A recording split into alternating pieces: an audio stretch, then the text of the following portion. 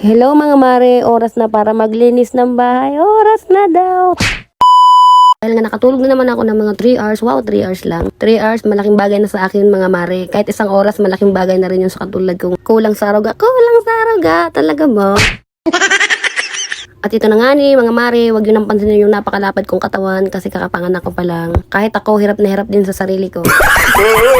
May awa ang Diyos at papayat din ako. May awa ang Diyos, nandamay pa. At ito na nga ni mga mare, hindi lang puro pagtitinda o paghahanap buhay ang alam ko. At lalong hindi lang puro pag-inom at paggagala. What? Ako rin ang nag-iintindi sa bahay. Minsan yung asawa ko iniintindi yung mga anak namin. Minsan ako naman. Pero mas lamang pa rin talaga ang babae. Aray mo, pakak. Katuwang din pala namin yung kapatid ko na mag-intindi sa mga pamangkin niyang napakababait. Ang babait mana sa nanay sana. At sa ibang gawaing bahay, minsan sa paglalaba, pero ngayon hindi na siya naglalaba dahil nandito ang aking ina. Minsan pinaglalaba niya kami. O baka naman sabihin niyo, mga mare, tamad ako dahil hindi ako naglalaba nga ni. Mga mare, kakapanganak ko pa lang kasi. Almost 1 month pa lang ako nakakapanganak. Kaya hindi pa ako masyado naglalaba dahil baka mabaynat. Mahirap na, baka maluka-luka na nga, baka magtatakbo ako ng hubo sa daan.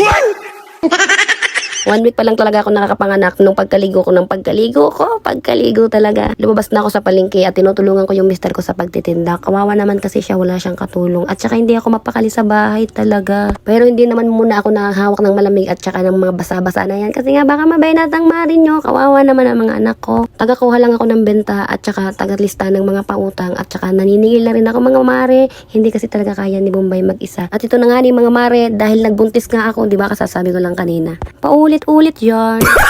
Kaya medyo natagalan na hindi nalinisan ng bintana. So ngayon nakapagpahinga na ako at kaya ko na ulit maglinis. Kaya nilinisan ko na siya. Naglilinis lang talaga ako kapag wala yung mga anak ko. Nasa school silang lahat. Tapos yung asawa ko tulog na. Tapos yung baby ko nasa kapatid ko. Si baby lang talaga ang gising. Kasi napakatibay niya sa puyatan. Wala akong magagawa sa puyatan. Napakatibay talaga. Wala akong masabi. Kasi napakahirap maglinis kapag nandyan yung mga bata. Pauli-uli sila. Pabalik-balik sila. Hindi ko nalilinisan ang gusto kong linis. Ang ending ng linis ko niyan kapag nandyan yung mga anak ko, paluan ang nangyayari. Tapos pagdating nila galing sa school, para na naman binagyo ang bahay namin. Diyos ko, Rudy, ang hirap-hirap maglinis. Oo nga ni mga mare, mahirap talaga na maraming anak kasi hindi mo na maintain yung linis ng bahay mo. Lalo na't kaliliitan pa ng mga anak ko. 4 ba naman ang mga maliliit kong anak? 5 pala si baby. Kaya kahit anong kutkot mo, wala talagang mayayari. Hindi talaga natagal ng 24 hours ang kalinisan ng bahay namin. Hinahayaan ko na walang magagawa. Ganun talaga ang mga bata. Naiintindihan ko naman ang sitwasyon ko. Ay, ako lang umintindi ng sarili kong sitwasyon.